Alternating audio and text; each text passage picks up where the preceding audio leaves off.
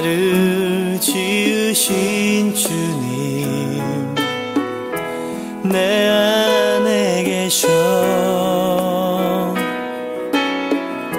처음부터 내 삶은 그의 손에 있었죠.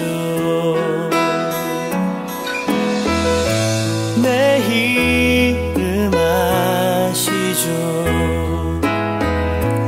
내 모든 생각도 내 흐르는 눈물 그가 닦아주셨죠. 그는 내 아버지 난 그의 소유 내가 어딜 가든지 날 떠나지 않죠. 내 이름 아시죠. 내 모든 생각도 아바라 부를 때 그가 들으시죠.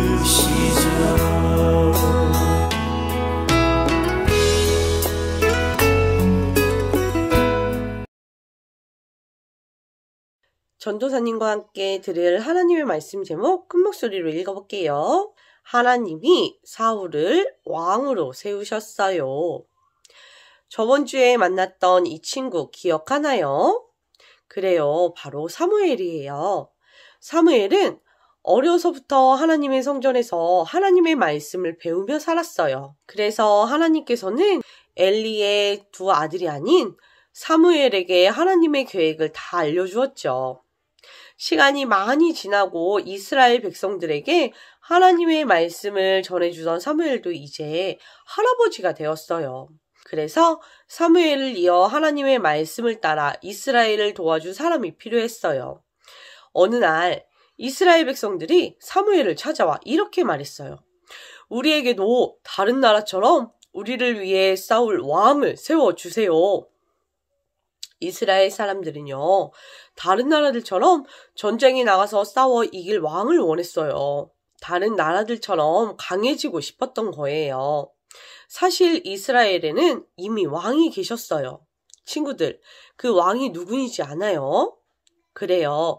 바로 이집트에서 이스라엘을 불러 새로운 나라를 만드신 하나님이세요. 하나님은 늘 이스라엘 백성들을 돌봐주셨어요. 이집트에서 노예 생활을 하는 이스라엘 백성들을 구출시켜 주시고 약속의 땅인 가나안 땅으로 가는 길에도 구름 기둥과 불 기둥으로 만나와 메추라기를 먹이시며 이스라엘 백성들이 광야에서 살 수 있도록 해주셨어요. 그리고 가나안 땅에서 살 수 있도록 여리고성도 점령하게 하시고 블레셋과의 전쟁에서도 승리할 수 있도록 하나님께서 도와주셨어요. 하나님께서는 다른 나라들과는 다른 하나님의 말씀을 따르는 나라가 되게 하시려고 수많은 나라 가운데서 이스라엘을 뽑아 부르셨는데 이스라엘은 다른 나라들처럼 되고 싶어서 왕이신 하나님을 버리고 왕을 세우고 싶었던 거예요. 그래도 하나님은요, 이스라엘 백성들의 부탁을 들어주셨어요. 그래서 이스라엘을 이끌어줄 첫 번째 왕을 세워주셨어요. 이스라엘의 첫 번째 왕은 바로 사울이에요. 사무엘은 사울의 머리에 기름을 부었어요. 이스라엘에서는 머리에 기름을 붓는 것은 하나님의 일을 하는 사람을 세운다는 의미를 가지고 있어요. 사무엘은 사울의 머리에 기름을 붓고 사울에게 왕이 지켜야 할 일을 자세히 알려주었어요. 이제 사울은 하나님의 백성들을 다스리는 첫 번째 왕이 되었어요. 사무엘은 온 이스라엘 사람들을 모은 후에 사울을 소개시켜 주었어요. 사람들은 이스라엘에 왕이 세워졌다는 소식에 너무나 기뻐했지요. 하지만 왕이 된 사울과 이스라엘 백성들이 잊지 말아야 할 게 있어요. 바로 이스라엘의 진짜 왕이 하나님이시라는 사실을 잊지 말아야 해요. 사울은 하나님을 대신해 이스라엘 사람들을 다스리는 그런 사람일 뿐이에요.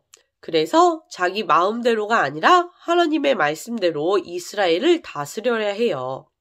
사울도 이스라엘 백성들도 모두 하나님의 말씀을 따라야 하는 거예요. 친구들, 내가 모셔야 할 왕은 오직 하나님 한 분이에요.